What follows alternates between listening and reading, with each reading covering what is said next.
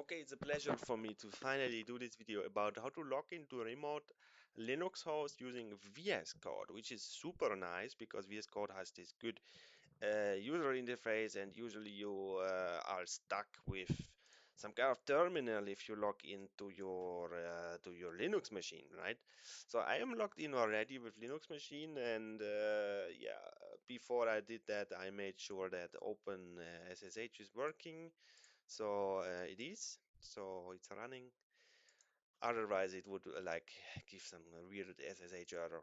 But yeah, so you see here, um, this is kind of the setup, and we want to connect to this server using VS Code, and I have VS Code here.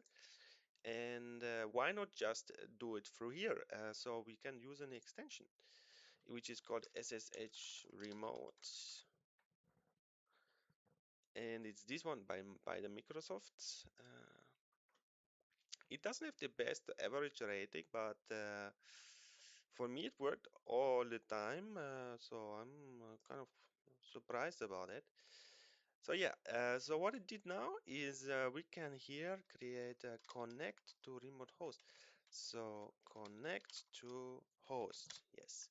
So add new SSH host. So this is kind of the host which we have to add. So in this case, we would need to put our SSH command. So this is SSH, then the username, and then the IP. So SSH or the username at IP, and the IP is here. So you can see here. So basically, put like this.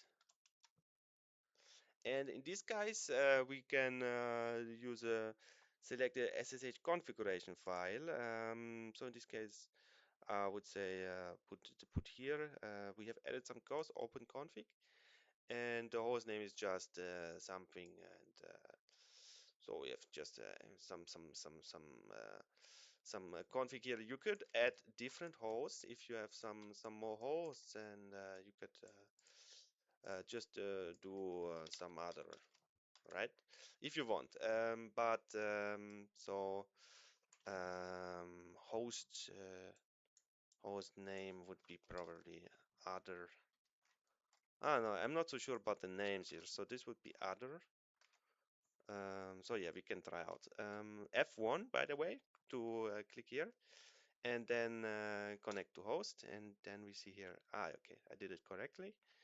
And now we can log in through here, and it's Linux, and it's yes, please continue.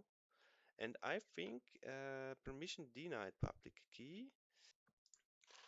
So I have added here identity file now, which was probably the issue. So I click F1 again, and do again the login. Okay, so this one it asks, this time it asked me for this. So I think yeah, it works. So it downloaded the VS Code server now on the remote. So in order to let me pass, and now I can see basically we are coding chat for wants you to sign into Windsurf auth. I don't really want this, so let's just try to open folder, and we are here. So like we can open anything. So you see as well, it has created cursor server and VS Code server. And if I log into my Rollo account, I can see, okay, I have to pass again the password, but yeah, I'm logged in, and I can use all of the nice, for example, if we see here some files, so yeah, this is some kind of stuff that happened here, as you can see, and yeah, it's very nice because you have this interface with VS Code instead of the